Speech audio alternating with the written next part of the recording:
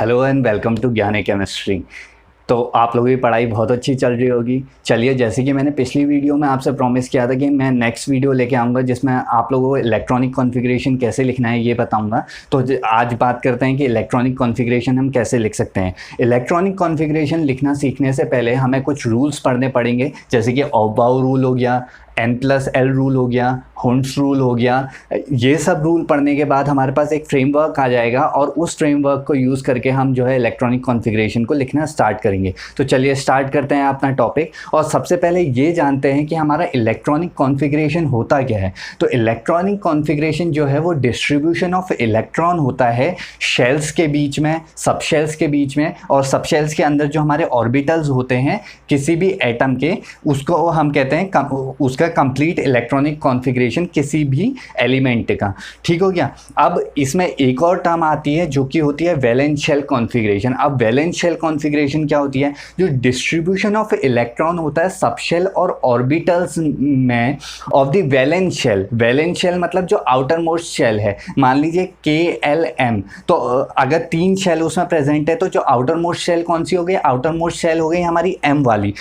मैं आपको ऐसे समझ में नहीं आएगा, मैं आपको एक एग्जांपल से बताता हूँ। जैसे कि नाइट्रोजन का हमारा एटॉमिक नंबर 7 होता है, इसका इलेक्ट्रॉनिक कॉन्फ़िगरेशन हम 1s2 2s2 2p3 करके लिख सकते हैं। ठीक हो गया। अब इसमें शेल कौन कौन सी है? N=1 के करस्पॉन्ड करती है K और N=2 के करस्पॉन्ड करती है L। तो इसकी वैलेंस शेल कौन सी हो गई? इसकी वैलेंस शेल जो है वो L हो गई, जो कि बाहर हो गई, जिसमें 2 हमारी सब शेल्स आ रही है, S और P सब शेल्स आ रही हैं। ठीक हो गया। अब ये कॉन्फ़िगरेशन कैसे लिखना है, ये जब हम सारे रूल्स पढ़ लेंगे आपको अपने आप ही धीरे धीरे आ जाएगा, तो उसकी चिंता मत कीजिए। आपको सारी इस वीडियो के आखिरी तक आपको क्लियर हो जाएगा कि हमें इलेक्ट्रॉनिक कॉन्फ़िगरेशन कैसे लिखनी है। तो सबसे पहले हम इलेक्ट्रॉनिक कॉन्फ़िगरेशन को रिप्रेजेंट कैसे करते हैं? तो इलेक्ट्रॉनिक कॉन्फ़िगरेशन को हम रिप्रेजेंट करते हैं NL⁴ करके, जहाँ पे N जो है वो हमारा शेल नंबर होता है, शेल नंबर, या फिर उसे हम प्रिंसिपल क्वांटम नंबर भी कह सकते हैं। ठीक हो गया। और जो L होता है वो हमारा सबशेल होता है, और सबशेल को हमने इससे पहली वाली वीडियो में सीखा हुआ है कि सबशेल कैसे लिखते हैं। L की डिफरेंट वैल्यूज जैसे कि 0 1 2 3, तो उसके करस्पॉन्डिंग में हमारे सबशेल्स होते हैं। जैसे 0 के करस्पॉन्डिंग S होता है, 1 के करस्पॉन्डिंग P होता है, 2 के करस्पॉन्डिंग D होता है, 3 के करस्पॉन्डिंग F होता है। फॉर एग्जाम्पल अगर हम यहीं पे देखें तो जो लास्ट में ऐसे करके वो लिखा हुआ है, तो उसमें क्या है, पहला 3p3 लिखा हुआ है, तो हमारा जो पहला वाला हो जाता है वो क्या हो जाता है? शेल नंबर हो जाता है। जो दूसरा वाला हो जाता है वो L की वैल्यू हो जाती है, P हो जाता है, वो सब शेल हो जाता है उसका। और जो यहाँ पे ऊपर से X है हमारा, वो क्या हो जाएगा? टोटल नंबर ऑफ इलेक्ट्रॉन्स उस सब शेल में कितने प्रेजेंट है। तो 3, इस P वाली ऑर्बिटल में हमारे 3 इलेक्ट्रॉन प्रेजेंट है। ठीक हो गया। अब थोड़ा सा रिवाइज करते हैं। पिछली वीडियो का लिंक जो है मैं डिस्क्रिप्शन में दे दूंगा, जिसमें मैंने क्वांटम नंबर्स के बारे में बताया था, उससे आपको बहुत हेल्पफुल होगा। अगर आपने वो वाली वीडियो नहीं देखी है तो मैं लिंक डिस्क्रिप्शन में दे दूंगा, वहाँ से आप जाके उस वीडियो को पहले देख लीजिए। ठीक है। तो हम रिवाइज करते हैं। तो हमारे मैक्सिमम नंबर ऑफ इलेक्ट्रॉन्स किसी भी एक शेल में हम कैसे देते हैं? वो जो है 2n² से देते हैं। तो हमारी फर्स्ट शेल K होती है, तो उसके लिए N=1 होता है। इस फॉर्मूले में अगर हम प्लॉट करेंगे तो उसके लिए इलेक्ट्रॉन्स कितने आ जाएंगे? 2 आ जाएंगे। ऐसे ही L के लिए कितने आ जाएंगे? 8 आ जाएंगे। M के लिए कितने आ जाएंगे? 18 आ जाएंगे। और N के लिए कितने आ जाएंगे? 32 इलेक्ट्रॉन्स आ जाएंगे। दूसरा, मैक्सिमम नंबर ऑफ इलेक्ट्रॉन किसी भी सब शेल में हम कैसे देंगे? 2 × 2l+1 करके देंगे, जहाँ पे L की वैल्यू जो है ऐसे ही करके होगी 0 1 2 करके। उसके लिए करस्पॉन्डिंग सब शेल क्या हो जाएंगे? SP DF हो जाएंगे। और टोटल नंबर ऑफ इलेक्ट्रॉन्स यहाँ पे इस फॉर्मूले में हम क्या करेंगे? डिफरेंट L की वैल्यूज रखते जाएंगे। तो यहाँ पे अगर हम 0 रख रहे हैं तो जो ये तो टर्म 0 हो जाएगी। 2 × 1 कितना हो जाएगा? इसमें 2 इलेक्ट्रॉन हो जाएंगे। P में कितने इलेक्ट्रॉन आएंगे total? Maximum number of electron 6। D में कितने आ जाएंगे? 10। F में कितने आ जाएंगे? 14। तो यही ऐसे करके वो करते हैं। अब चलिए आगे बढ़ते हैं। अब मैं आपको बताता हूँ कि ऑर्बिटल्स की फिलिंग देखते हैं कि ऑर्डर ऑफ फिलिंग कैसे हमारा होगा, कि हम कैसे वेरियस ऑर्बिटल्स में इलेक्ट्रॉन को फिल कर सकते हैं। तो सबसे पहला पॉइंट आता है किसी भी एक शेल के लिए या फिर एनर्जी लेवल के लिए, यानी कि उसको हम रिप्रेजेंट करते हैं एन के लिए। जो एनर्जी स्टेट है वो डीजनरेट नहीं रहते हैं, उनका जो एनर्जी का ऑर्डर रहता है वो ऐसे करके बढ़ता है। सबसे कम एस का होता है, फिर पी का होता है, फिर डी का होता है, एफ का होता है, ऐसे करके बढ़ते हुए जाता है। तो इससे हमें क्या पता चलता है? इससे हमें पता चलता है कि जो वैल्यू ऑफ एनर्जी है, एनर्जी की वैल्यू एन पे तो डिपेंड कर ही रही है, लेकिन सबशेल पे भी डिपेंड कर रही है, और सबशेल पे डिपेंड कर रही है तो इसका मतलब वो एल पे भी डिपेंड कर रही है। इसको हम दूसरे शब्दों में क्या कह सकते हैं कि अगर किसी का सेम प्रिंसिपल क्वांटम नंबर है, मान लीजिए किसी का सेम प्रिंसिपल क्वांटम नंबर है, तो उसमें भी क्या कहते हैं डिफरेंट एनर्जी की वैल्यूज़ हो सकती हैं। और ऐसा क्यों होता है? ऐसा इसलिए होता है क्योंकि जैसे जैसे हमारा जो न्यूक्लियर चार्ज बढ़ता है उससे क्या होता है, कॉन्ट्रैक्शन होता है इनर ऑर्बिटल का। मान लीजिए हमारे पास जो है 10 इलेक्ट्रॉन्स हैं और उसमें जो है 10 प्रोटॉन का चार्ज जो है इसके ऊपर लग रहा है, लेकिन एक हमारा वो है जिसमें हमारे 10 इलेक्ट्रॉन्स हैं और उसमें 12 प्रोटॉन का चार्ज लग रहा है। तो ऑब्वियसली क्या कहते हैं, जो charge acting per unit electron है वो 12 प्रोटॉन जिसमें होंगे उसमें ज़्यादा होगा ना, तो उससे क्या होता है, कॉन्ट्रैक्शन होता है। और दूसरा पॉइंट क्या होता है, जो शील्डिंग होती है nucleus by the intervening core of electron is affect the energy of outer most electron. इसका मतलब क्या हुआ, हमें पता है कि जो एस और पी ऑर्बिटल हैं वो ज़्यादा स्क्रीन करते हैं न्यूक्लियर चार्ज को देन डी एंड एफ। तो वो पहले ही अगर न्यूक्लियर चार्ज को क्या कहते हैं हमारा रोक लेंगे तो वो डी और एफ के और जो ऑर्बिटल के इलेक्ट्रॉन्स होंगे उस तक तो जाने ही नहीं देंगे ना। तो इसका मतलब क्या है कि जो अंदर वाले इलेक्ट्रॉन्स है वो चार्ज को शील्ड कर लेते हैं, जिसकी वजह से जो है वो अफेक्ट करता है क्या, एनर्जी, किसकी, आउटर मोस्ट इलेक्ट्रॉन की एनर्जी को इफेक्ट करता है। अब हम देखते हैं कि हम ऑर्डर ऑफ फिलिंग क्या होता है, कैसे फिल करते हैं। सबसे पहले आप क्या करेंगे, ऐसे करके लिख लेंगे, 1s से 8s तक लिख लेंगे, उसके बाद 2p से 7p तक लिख लेंगे, 3d से 7d तक लिख लेंगे, 4f से 7f तक लिखेंगे। अब आप कहेंगे क्या कहते हैं हमने 1p क्यों नहीं लिखा, क्योंकि 1p होता ही नहीं है, तो वो स्टार्ट होता है सेकेंड शेल से जो है हमारी p ऑर्बिटल आती है, क्योंकि फर्स्ट वाले में हमारे 2 इलेक्ट्रॉन होते हैं और 2 इलेक्ट्रॉन किस में जाते हैं, वो s में जाते हैं। और उसके बाद फिर d जो है हमारी 3 से स्टार्ट होती है और f जो हमारा फोर्थ पीरियड से स्टार्ट होता है। तो इसके बाद क्या करेंगे, ये जब हम ऐसे करके लिख लेंगे उसके बाद हम क्या करेंगे, ऊपर से नीचे को एरो लगाएंगे ऐसे करके, ये हो गया। अब ये एरो वापस इधर चले जाएगा यहाँ पे ऐसे करके क्रॉस में, फिर ये यहाँ पे से ऐसे करके आ जाएगा। अभी मैं बताऊँगा आपको ऐसा मैं क्यों कर रहा हूँ, इसको आप ऐसे करके कर लेंगे पहले, तो ऐसे करके कर लेंगे, उसके बाद हमें फिलिंग ऑफ ऑर्बिटल मिल जाएगा। ठीक हो गया, ऐसे करके क्रॉस में सारे इसमें क्रॉस में एरोज लगा देंगे आप।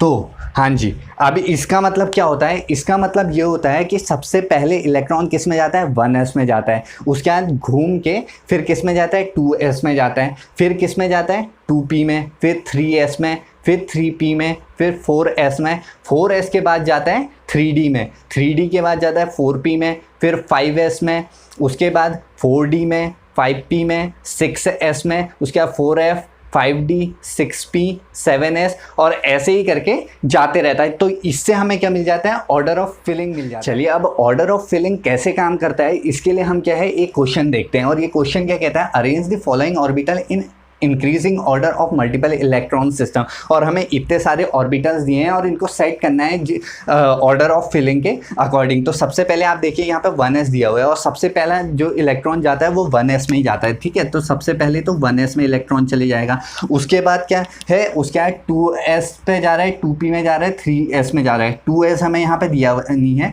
लेकिन 2p दिया हुआ है, तो यहाँ पे क्या आ जाएगा, 2p आ जाएगा। उसके बाद किस में जा रहे हैं, 3s हमें दिया हुआ है, तो उसके बाद हमारा 3s में चला जाएगा। ठीक है, उसके बाद हमें दिया हुआ है 5s, 4p, 3d, तो यहाँ पे देखिए 3s तक हमने देख लिया था, उसके बाद 3p हो गया, उसके बाद किस में जा रहा है, 4s में जा रहा है, और उसके बाद 3d में जा रहा है, फिर 4p में जा रहा है। तो पहले किस में जाएगा, पहले 3d में चले जाएगा, तो 3d में जाएगा, उसके बाद 3d के बाद किस में जा रहा है, उसके बाद जा रहा है हमारा उसके बाद जा रहा है हमारा किस में 4p में, और 4p के बाद किस में जा रहा है 5s, और 5s भी हमें यहाँ पे दिया हुआ है तो 5s हो जाएगा। 5s के बाद जा रहा है 4d में, फिर 5p में, और 4d हमें यहाँ पे दिया हुआ है तो इसके बाद किस में चल जाएगा 4d में चले जाएगा। उसके बाद जा रहा है हमारा 5p में, 5p हमें यहाँ पे दिया हुआ नहीं है। उसके बाद जा रहा है 6s में, 6s भी हमें यहाँ पे दिया हुआ नहीं है। 6s के बाद जा रहा है 4f में, तो 4d के बाद किस में चल जाएगा 4f में चले जाएगा। वैसे जाएगा ऐसे करके, लेकिन यहाँ पे ऑर्बिटल्स नहीं जा रहा है तो इसके अकॉर्डिंग में ये होता है। अब आपको अगर ऐसे क्या कहते हैं रैंडमली पूछ लिया गया, कोई भी दो ऑर्बिटल दे दी गई और आपसे पूछ लिया गया इन दोनों में से पहले इलेक्ट्रॉन किस में जाएगा, तो आप हर बार तो ये टेबल बनाते नहीं रहेंगे ना। तो उसके लिए हमारा क्या यूज़ होता है, उसके लिए हमारा अबाउ रूल और n+l रूल यूज़ होता है। तो चलिए देखते हैं वो कैसे काम करता है। चलिए अब पढ़ते हैं हम अबाउ रूल। अबाउ रूल एक जर्मन वर्ड है, जहाँ पे इसे अबाउ ना प्रोनाउंस करके क्या प्रोनाउंस किया जाता है, बाउ प्रोनाउंस किया जाता है। जो शुरू का AUF है वो साइलेंट रहता है। तो ये एक जर्मन वर्ड है जिसका मतलब होता है बिल्डिंग अप या फिर कंस्ट्रक्शन। एक्चुअली मैं एक बार मैंने किसी से पूछा था कि क्या कहते हैं अबाउ रूल किसने दिया है, तो उसने कहा मेरे से कहा कि अबाउ ने दिया है, क्योंकि जनरली क्या होता है कोई रूल दिया रहता है तो वो साइंटिस्ट के नेम पे ही होता है। तो हम जनरली ये सोचते हैं कि वो साइंटिस्ट का नेम है, लेकिन जो अबाउ रूल है वो साइंटिस्ट के नेम पे ना देके वो किस पे दिया गया है, इन वर्ड्स की मीनिंग से बनाया गया है, जिसका मतलब अबाउ का मतलब क्या होता है बिल्डिंग अप या फिर कंस्ट्रक्शन। क्योंकि बिल्डिंग अप या फिर कंस्ट्रक्शन है तो इसको हम क्या कहते हैं बिल्डिंग अप प्रिंसिपल या फिर कंस्ट्रक्शन प्रिंसिपल भी कहते हैं। और ये क्या करता है, ये प्रोवाइड करता है हमें सीक्वेंस जिसमें इलेक्ट्रॉन फिल किए जाते हैं ऑर्बिटल में। तो ये जो हमारा ऑर्डर ऑफ फिलिंग अभी हमने पढ़ा, ये जो है जनरली किससे आता है, अबाउ रूल से आता है। तो ये प्रिंसिपल क्या स्टेट करता है, this principle state that the orbital are filled with electrons in the increasing order of their energy. इसका मतलब क्या है कि जो ऑर्बिटल्स हैं उनको इंक्रीजिंग, जैसे जैसे उनकी एनर्जी इंक्रीज कर रही है वैसे वैसे उसमें इलेक्ट्रॉन भरा जाएगा। दूसरे वर्ड में क्या कह सकते हैं, the electron enters the orbital in order of increasing energy. मतलब वही है, अगर हम समरी जैसी बताएं तो इसका मतलब क्या होता है कि जो लोअर एनर्जी की ऑर्बिटल है उसमें इलेक्ट्रॉन पहले जाएगा और बाद में जो है बढ़ते बढ़ते हायर एनर्जी की ऑर्बिटल्स जो है फिल्ड अप होंगी। तो the lowest energy available orbital being filled up first. तो हमारी जो लोअर एनर्जी की ऑर्बिटल होगी वो पहले भरी जाएगी, क्योंकि अबाउ रूल जो है बहुत सक्सेसफुल हुआ था और उसने हमें ऑर्डर ऑफ फिलिंग दी थी, लेकिन उसकी कुछ लिमिटेशंस रह गई थी, जो कि लिमिटेशंस में अभी आपको बताऊंगा, जो कि दूर की गई थी किसमें, बाय n+l रूल, या फिर उसी को हम क्या कहते हैं एक्सटेंशन ऑफ अबाउ रूल। तो चलिए पहले लिमिटेशंस देखते हैं अबाउ रूल की क्या रह गई थी, उसके बाद वो लिमिटेशन ऑफ अबाउ रूल में पहली लिमिटेशन आती है ये क्या कहती है, aufbau rule cannot be used to predict the electronic configuration on ionization. Ionization का मतलब क्या होता है कि जब भी किसी मेटल में से हम इलेक्ट्रॉन रिमूव करते हैं तो वो आयन में कन्वर्ट हो जाता है। तो जब वो आयन में कन्वर्ट होता है तो अबाउ रूल को हम यूज़ करके प्रिडिक्ट नहीं कर सकते हैं उसकी कॉन्फ़िगरेशन। ये जो है इसका एग्जाम्पल लेके देखते हैं। जैसे आयरन का 26 नंबर होता है, उसका इलेक्ट्रॉनिक कॉन्फ़िगरेशन क्या होता है, argon 18 4s2 and 3d6 according to this order of filling. ये अभी आगे हम पूरा मैं आपको समझाऊंगा कि कैसे होता है, बस आप यहाँ पे देख लीजिए कि इसकी लिमिटेशन कैसी है। तो थ्योरेटिकल अगर हम देखेंगे तो हमें यहाँ पे outer most electron, outer most orbital कौन सी लगेगी, 3d लगेगी, और हम क्या करेंगे 2 इलेक्ट्रॉन उसमें से हटा देंगे तो हमारी कॉन्फ़िगरेशन क्या हो जाएगी, आर्गन 18 4s2 सॉरी 3d4। लेकिन एक्सपेरिमेंटली ये फाउंड किया गया है कि जो Fe2 पॉजिटिव का होता है उसमें जो कॉन्फ़िगरेशन आती है वो होती है आर्गन 18 4s0 3d6। जो इलेक्ट्रॉन रिमूव होता है वो 4s ऑर्बिटल में से होता है, ना कि 3d ऑर्बिटल से, या फिर इसको हम कॉन्ट्रैक्ट करके देख सकते हैं आर्गन 18 3d6। तो इससे हम 2 कंक्लूजन निकाल सकते हैं कि पहला क्या होता है कि 3d has lower energy then 4s, जो कि कॉन्ट्राडिक्ट करती है किसको, क्या कहते हैं, ऑर्डर ऑफ फिलिंग जो कि अबाउ ने दिया था, क्योंकि 4 अकॉर्डिंग टू दिस 4s की जो है वो लेस एनर्जी है देन 3d, क्योंकि 4s जो है पहले फिल हो रहा है देन 3d। लेकिन इन जनरल अगर हम बात करें तो जो हमारा होता है, जो हमारा आयनाइजेशन स्टार्ट होता है वो जो है वैलेंस ऑर्बिटल से स्टार्ट होता है, और जनरली इलेक्ट्रॉन लॉस करता है उस ऑर्बिटल से जिसका n जो प्रिंसिपल क्वांटम नंबर जो है ज़्यादा होता है। और अगर प्रिंसिपल क्वांटम नंबर सेम है तो उस सबसेल से जाता है जिसका l की वैल्यू ज़्यादा होती है। फॉर एग्जांपल अगर हमारा जो है n की वैल्यू क्या है, हमारा प्रिडिक्ट करती है किसको, शेल को ना, तो k l m n shell है तो इसके लिए 1 हो जाएगा, इसके लिए 2 हो जाएगा, इसके लिए 4 हो जाएगा। और यहाँ पे जो है n की वैल्यू जो है बाहर वाला जो है 4 है, इसलिए यहाँ से इलेक्ट्रॉन जा रहा है। और अगर यहाँ पे जो है ये दोनों 4 होते हैं, 4d है और 4f है मान लो, तो उसके लिए क्या होगा, उस ऑर्बिटल से निकलेगा, क्योंकि एनर्जी का जो क्रम जाता है वो ऐसे करके जाता है ना, s p d f करके, तो ऐसे करके जाएगा। तो ये हमारी हो गई पहली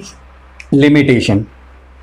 तो दूसरी लिमिटेशन आती है कि जो क्रोमियम 24 है और कॉपर 29 है, ये दो ऐसे एलिमेंट होते हैं जिनके जो इलेक्ट्रॉनिक कॉन्फ़िगरेशन में क्या होता है, एक्सेप्शन होता है।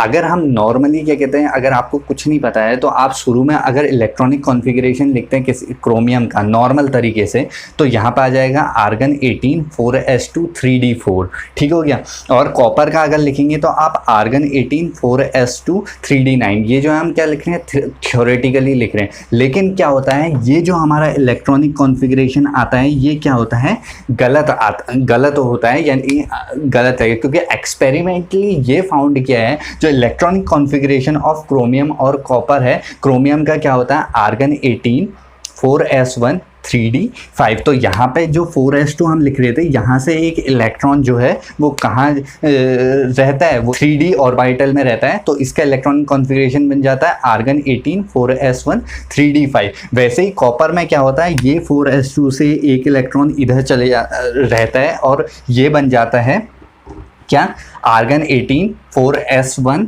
3d10, ठीक है। तो ये एक्सेप्शन रहता है, ये दो तो रहते ही है। तो कुछ और एक्सेप्शन भी होते हैं जो हमारी डी सीरीज़ होती है, उसमें क्या आता है, मोलिब्डेनम 42। इसमें भी क्या होता है, जो क्रिप्टन 36 5s2 4d4 होता है, लेकिन ये जो है ये इसकी कॉन्फ़िगरेशन नहीं होती है। इसमें भी 5s से एक इलेक्ट्रॉन जो होता है वो d में शिफ्ट होके इसकी जो असली इलेक्ट्रॉनिक कॉन्फ़िगरेशन होती है वो ये होती है कि क्रिप्टन 36 5s1 4d5। वैसे ही पैलेडियम में होता है, पैलेडियम में क्या होता है, जो ये वाली इलेक्ट्रॉनिक कॉन्फ़िगरेशन होती है ये गलत होती है, यानी क्रिप्टन 36 5s2 4d8 वाली गलत होती है। इसमें क्या होता है, ये दोनों ही जो इलेक्ट्रॉन होते हैं 5s के, वो चले जाते हैं 4d ऑर्बिटल में, और इसकी स्टेबल कॉन्फ़िगरेशन या एक्सपेरिमेंटली जो फाउंड हुई है वो हो जाती है क्रिप्टन 36 5s0 4d10। वैसे ही हमारा सिल्वर में होता है, और ऐसा ही हमारा किस में होता है, गोल्ड में होता है। ये वाली जो इलेक्ट्रॉनिक कॉन्फ़िगरेशंस होती हैं ये हमारी गलत होती हैं, और ये वाली जो इलेक्ट्रॉनिक कॉन्फ़िगरेशन होती हैं ये सही होती है। अब ऐसा क्यों होता है, ऐसा इसलिए होता है क्योंकि आप हर जगह देखिए, डी में हमारे जो होते हैं 5 ऑर्बिटल होते हैं, और वो अगर हाफ फिल्ड होगी तो उसको 5 इलेक्ट्रॉन चाहिए रहते हैं, और फुली फिल्ड होगी तो उसको कितने 10 ऑर्बिटल्स चाहिए होते हैं। अभी आगे जाके हम एक रूल पढ़ेंगे जिसमें एक्स्ट्रा स्टेबिलिटी मिल जाती है किसको, हाफ फिल्ड और फुली फिल्ड ऑर्बिटल्स को। तो ये वाली जो लिमिटेशन है ये वो वाले रूल ने जो है कवर अप की थी। तो ये ऐसा क्यों होता है, क्योंकि एक्स्ट्रा स्टेबिलिटी मिलती है किसको, जो हाफ फिल्ड और फुली फिल्ड ऑर्बिटल्स होते हैं उनको एक्स्ट्रा स्टेबिलिटी मिलती है। इसलिए ऐसा होता है कि हमारा जो थ्योरेटिकली हम लिखते हैं रूल्स के हिसाब से वैसा इलेक्ट्रॉनिक कॉन्फ़िगरेशन ना होके एक्सेप्शनली ऐसा इलेक्ट्रॉनिक कॉन्फ़िगरेशन हमें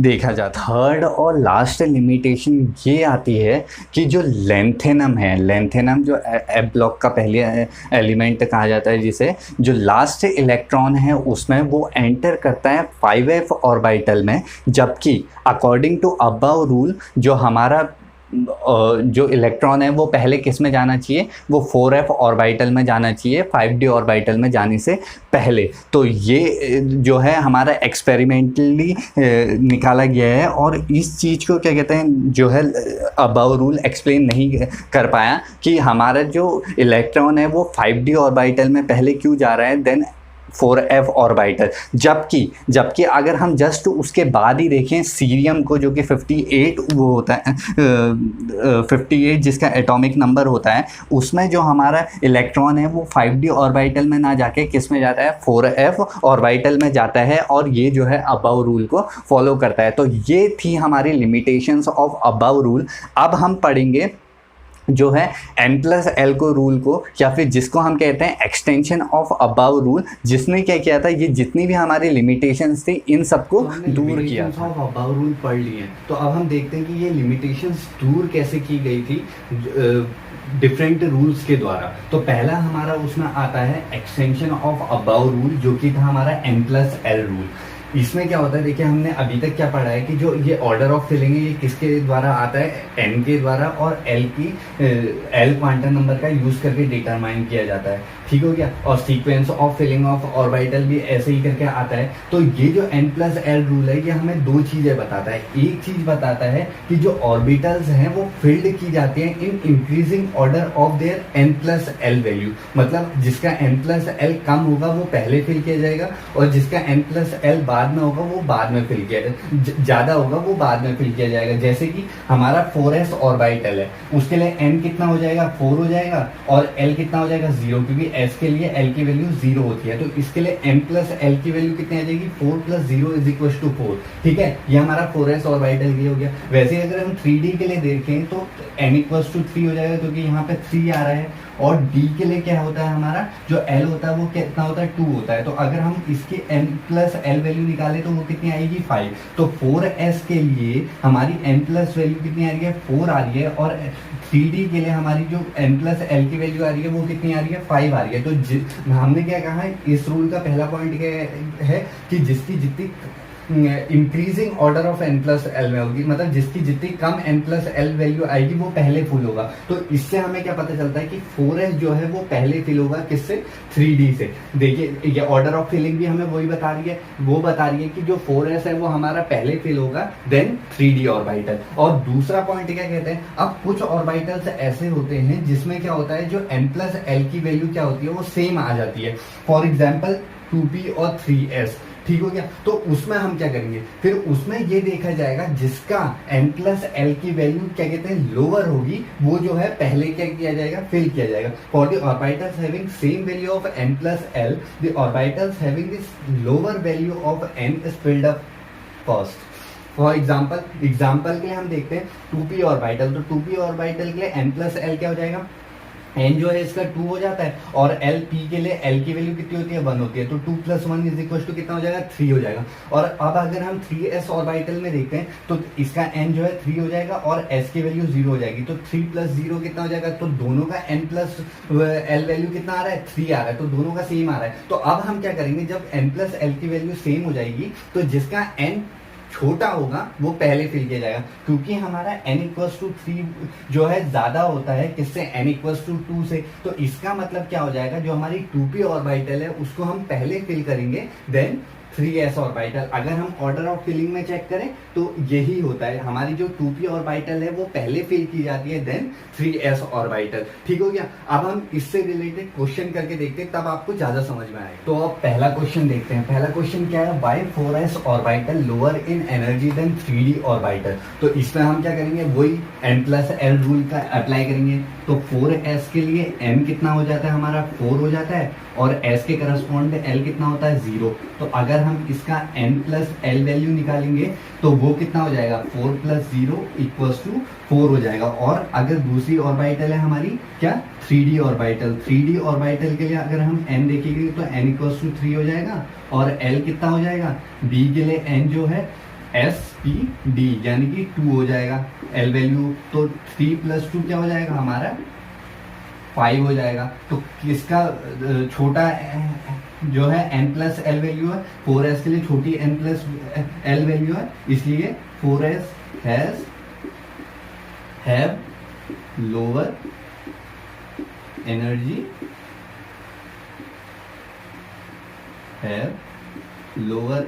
एनर्जी देन 3d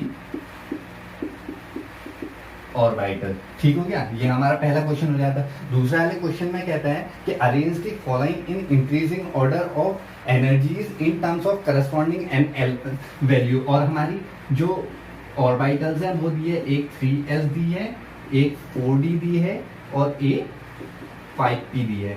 ठीक हो गया, अब इसके लिए n देखते हैं हम, n प्लस l निकालेंगे। ठीक है, 3s के लिए n कितना हो जाता है, 3 हो जाता है, और l की वैल्यू s के लिए कितनी होती है, 0 होती है, तो इसके लिए 3 आ जाएगा। ठीक है, n प्लस l की वैल्यू कितनी आ जाएगी, 3 आ जाएगी। फिर 4d के लिए अगर हम देखते हैं तो इसके लिए n प्लस l की वैल्यू कितनी आती है, n की वैल्यू 4 हो जाती है, और d के लिए l की वैल्यू कितनी होती है, 2, तो टोटल कितनी हो जाती है, 6।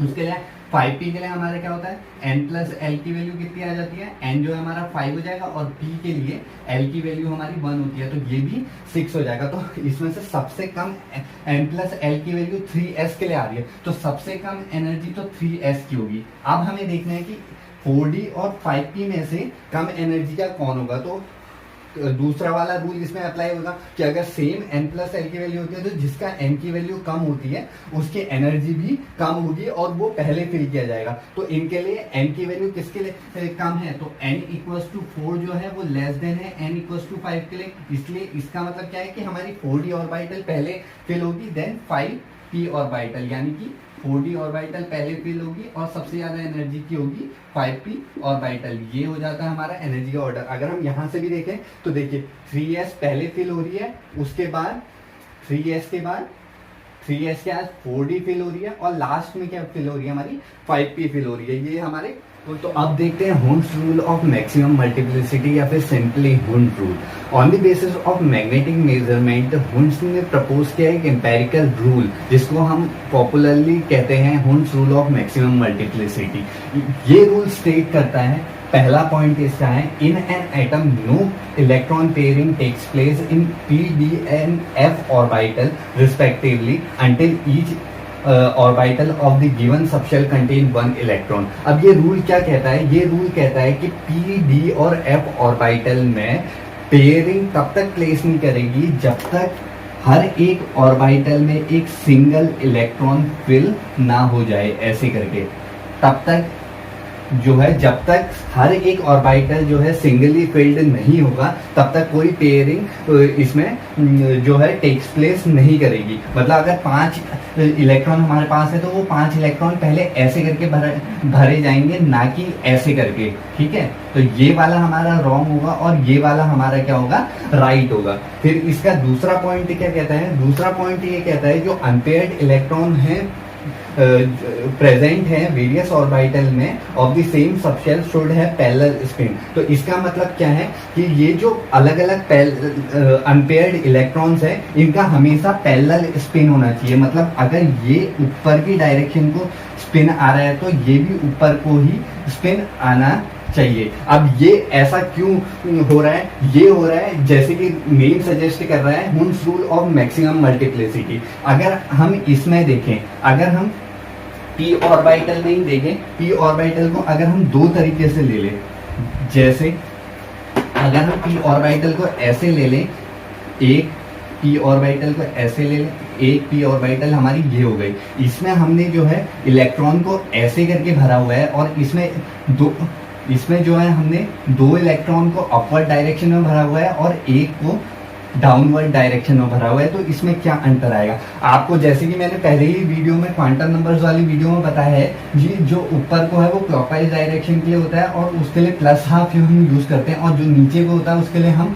-½ यूज करते हैं क्योंकि वो एंटी क्लॉकवाइज डायरेक्शन में होता है। हम स्पिन मल्टीप्लिसिटी निकालें तो इसके लिए जो है अपवर्ड डायरेक्शन है, क्लॉकवाइज में है तीनों, तो इसके लिए भी +½ आएगा, इसके लिए भी +½ आएगा और इसके लिए भी +½ आएगा, और हमारा ½ +½ +½ कितना हो जाएगा, हमारा हो जाएगा 3/2। ठीक हो गया। उसके बाद जो है अगर इसके लिए हम स्पिन मल्टीप्लिसिटी निकालें तो इसके लिए क्या हो जाएगा, पहले वाले के लिए पहले वाले के लिए हमारा क्या आ जाएगा, पहले वाले के लिए +½ आ जाएगा, दूसरे वाले के लिए भी +½ आ जाएगा, और तीसरा वाला क्योंकि एंटी क्लॉकवाइज डायरेक्शन में है तो उसके लिए -½ आ जाएगा। तो एक +½ माइनस हाफ से हट जाएगा, तो हमारा खाली क्या बचेगा, प्लस हाफ। अब हमें तो क्या करना है, हमें क्या करना है, जो मल्टीप्लिसिटी है उसको मैक्सिमम करना है। तो और हमारी मल्टीप्लिसिटी मैक्सिमम कब होगी, जब सारे इलेक्ट्रॉन का स्पिन जो है एक साइड को होगा, पैरेलल होगा। ठीक हो गया। तो इसके लिए स्पिन मल्टीप्लिसिटी 3/2 हो जाएगी। तो हमारा करेक्ट ऑर्डर ऑफ फिलिंग क्या हो जाएगा, ये हो जाएगा, और ये ऑर्डर ऑफ फिलिंग हमारा क्या हो जाएगा, रॉन्ग हो जाएगा। जैसे कि हमारा दूसरा वाला कहता है, दूसरा वाला क्या कहता है, the unpaired electron present in the various orbital of the same subset should have parallel spin. तो वो कहता है कि उसका पैरेलल स्पिन होना चाहिए। इसको हम एक और एग्जांपल लेके देख सकते हैं, जैसे कि नाइट्रोजन है। नाइट्रोजन का हमारा एटॉमिक नंबर 7 होता है, इसका इलेक्ट्रॉनिक कॉन्फ़िगरेशन होता है 1s2 2s2 2p3। तो एस में तो 2 इलेक्ट्रॉन है, तो एक को क्लॉकवाइज दूसरे को एंटी क्लॉकवाइज, इसमें भी ऐसे ही करेंगे। लेकिन पी में हमारे क्या है, 3 इलेक्ट्रॉन है। तो हम क्या करेंगे, हुंस रूल के अकॉर्डिंग तीनों को पहले पैरेलल स्पिन से रखेंगे। जबकि उसी के बाद जब होता है ऑक्सीजन 8 होता है, तो उसमें पी में कितने हो जाएंगे, 4 इलेक्ट्रॉन्स होंगे। तो पहले हम क्या करेंगे, इन तीनों को सिंगली फिल्ड करेंगे, उसके बाद पेयरिंग स्टार्ट करेंगे। वो भी कैसे, पेयरिंग स्टार्ट करेंगे अपोजिट स्पिन से। ठीक हो गया। अब इसका रीजन क्या है, रीजन ऐसा क्यों होता है, तो ये इसलिए होता है, this is because the presence of 1 electron each in 2 orbital. जो ये 2 इलेक्ट्रॉन है, इन 2 ऑर्बिटल में have same subshell involve lesser inter electronic repulsion as compare to the electron in the same orbital.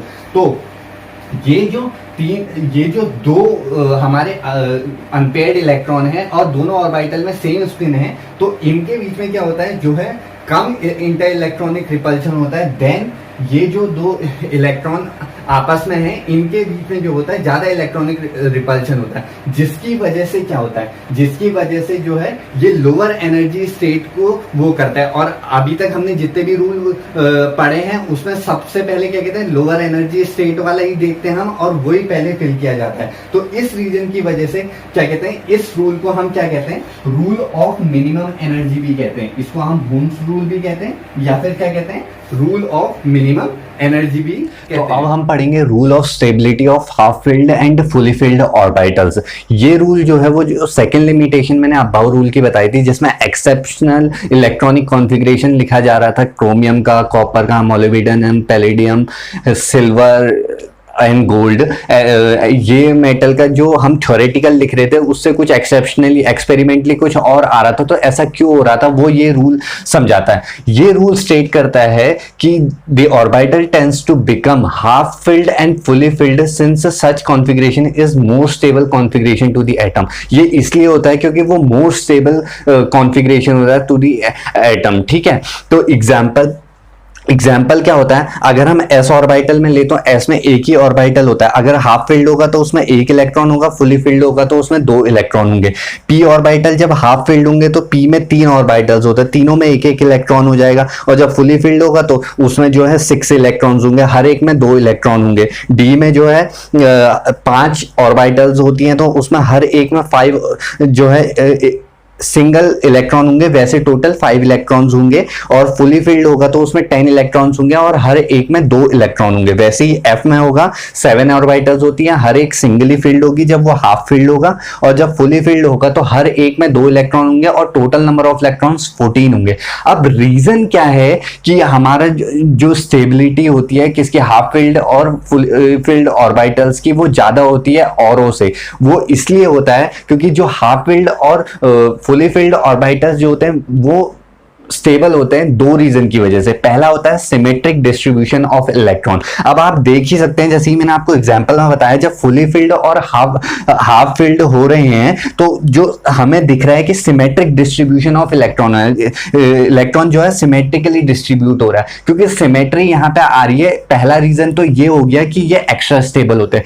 दूसरा क्या होता है, दूसरा होता है ग्रेटर एक्सचेंज एनर्जी। अब एक्सचेंज एनर्जी होती क्या है, ये मैं आपको किससे बताता हूं, एग्जाम्पल से। मान लीजिए हम D4 ले रहे हैं। D4 मतलब हमारे पास D में जो है 4 इलेक्ट्रॉन है, और हुंस रूल के अकॉर्डिंग हर एक में सिंगल 4 इलेक्ट्रॉन रहेंगे। और एक ऑर्बिटल हमारे पास D5 जिसमें हर एक में सिंगल हमारे क्या हो जाएगा, 5 इलेक्ट्रॉन आ जाएंगे। तो अब एक्सचेंज एनर्जी क्या होती है, ये जो हमारा पहला जो इलेक्ट्रॉन है, ये क्या है, इसी में नहीं रहता है, वो जो है अलग अलग ऑर्बिटल के इलेक्ट्रॉन से एक्सचेंज करते रहता है। जैसे कि ये इलेक्ट्रॉन एक बार इससे एक्सचेंज कर लेगा, एक बार इससे एक्सचेंज कर लेगा और एक बार इससे एक्सचेंज कर लेगा। तो टोटल कितने बार ये इलेक्ट्रॉन एक्सचेंज करेगा? ये 3 बार एक्सचेंज करेगा।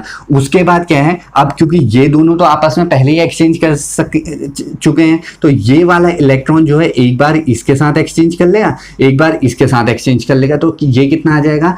2 हो गया। और ये जो लास्ट वाला इलेक्ट्रॉन है, मैं दूसरे पेन से दिखाता हूं आपको, ये जो लास्ट वाला इलेक्ट्रॉन है ये क्या करेगा, क्योंकि इससे ये पहले ही एक्सचेंज कर चुका है, इससे पहले वाले से भी ये पहले ही एक्सचेंज कर चुका है, तो लास्ट एक जो है इससे एक्सचेंज करेगा। तो टोटल इसकी एक्सचेंज एनर्जी क्या हो जाएगी? 3 + 2 + 1 = क्या हो जाएगी? 6 हो जाएगी। अब D5 वाले की चेक करते हैं। ये वाला जो है इससे भी एक्सचेंज हो सकता है, इससे भी एक्सचेंज हो सकता है, इससे भी एक्सचेंज हो सकता है, और लास्ट वाला इससे भी एक्सचेंज हो सकता है। तो टोटल कितना आ जाएगा? 4 आ जाएगा। ये वाला जो है इससे भी एक्सचेंज हो सकता है, इससे भी एक्सचेंज हो सकता है और इससे भी एक्सचेंज हो सकता है। तो कितना हो जाएगा? 3 हो जाएगा।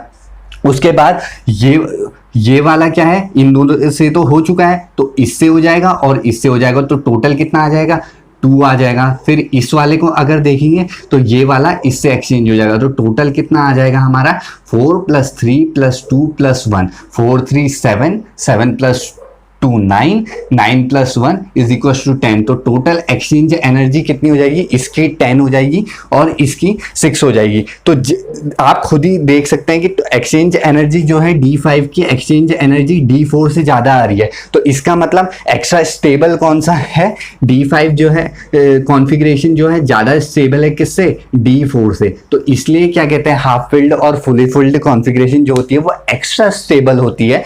किससे? किसी और कॉन्फ़िगरेशन से। अब इसमें एक चीज और आता है, आप कहेंगे कि D5 को हम ऐसे करके भी तो लिख सकते हैं।